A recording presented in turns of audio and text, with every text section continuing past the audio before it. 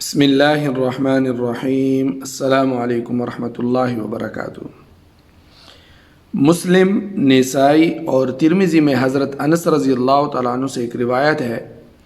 کہ نبی کریم صلی اللہ علیہ وسلم نے ایک مسلمان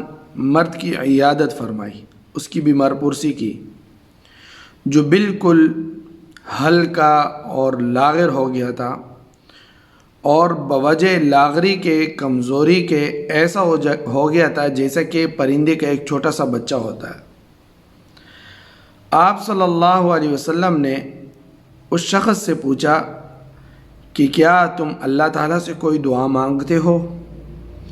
یا اس سے کوئی چیز آپ طلب کرتے ہو؟ اس شخص نے جواب دیا کہ ہاں، میں یہ دعا مانگا کرتا ہوں کہ یا اللہ، جو عذاب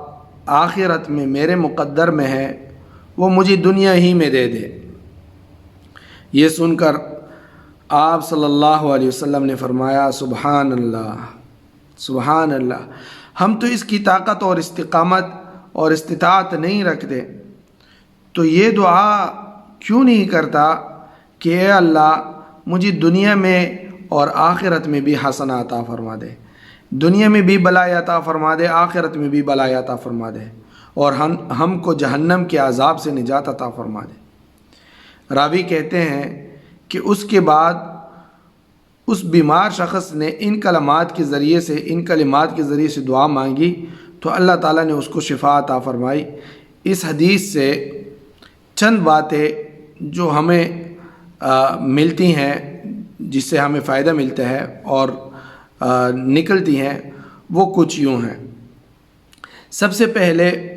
تعجیل عذاب کی دعا مانگنے کی ممانعت، یعنی عذاب کو جلدی مانگنے کی ممانعت، کہ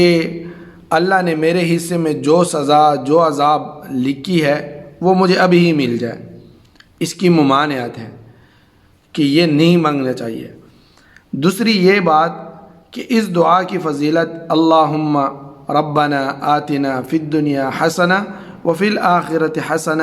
وقنا عذاب النار کی فضیلت، کہ یہ دعا بہت جامع اور معنی دعا ہے، اس میں دنیا اور آخرت کی تمام بلائی اس دعا میں جمع ہو جاتی ہے۔ تیسری بات یہ ہے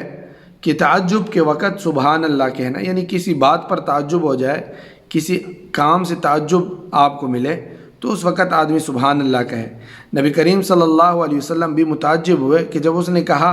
کہ میں تو یہ دعا مانگتا ہوں کہ یا اللہ، جو عذاب تو نے میرے لیے آخرت میں لکھا ہے وہ مجھے دنیا میں ہی دے دے،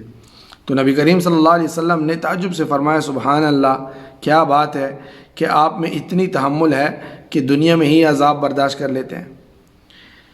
کوئی بھی بشر دنیا میں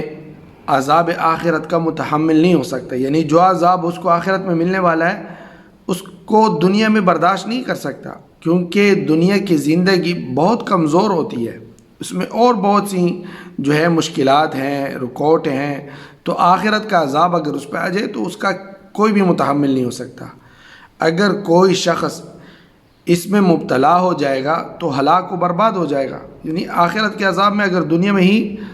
مبتلا ہو جائے تو تباہ و برباد ہو جائے گا۔ اس کے برخلاف آخرت کی زندگی بقا کے لیے ہے، جو آخرت کی زندگی ہے وہ ہمیشہ ہے، دائمی ہے، وہ نہ ختم ہونے والی زندگی ہے، خواہ یہ بقا جنت میں ہو یا دوزخ میں۔ ہاں، موت نہیں آئے گی، یا تو جنت میں رہو گے یا دوزخ میں، اور موت کبھی بھی نہیں آئے گی، موت کو بھی موت آ جائے گی۔ چنانچہ کافروں کے بارے میں اللہ تعالیٰ کا ارشاد ہے، کلما نضجت جلودہم بدلناہم جلودا غیرہا لیذوقوا العذاب، جب ان کی کالیں عذاب سے گل کر خراب ہو جائے گی، ادڑ جائے گی، تباہ و برباد ہو جائے گی، تو ان کے بدلے اللہ تعالیٰ دوسری کال چھڑا دیں گے تاکہ یہ مسلسل عذاب چکھتے رہیں۔ اللہ تعالیٰ ہم سب کو جہنم سے محفوظ فرمائے اور ہماری دنیا بھی بہتر بنائے اور ہماری آخرت بھی بہتر بنائے، آمین ثم آمین۔ دوستو، صادق ٹی وی کو سبسکرائب کرنا مت بھولیے، ویڈیو کو لائک کریں، شیئر کریں اور کمنٹ سیکشن میں اپنے رائے کا اظہار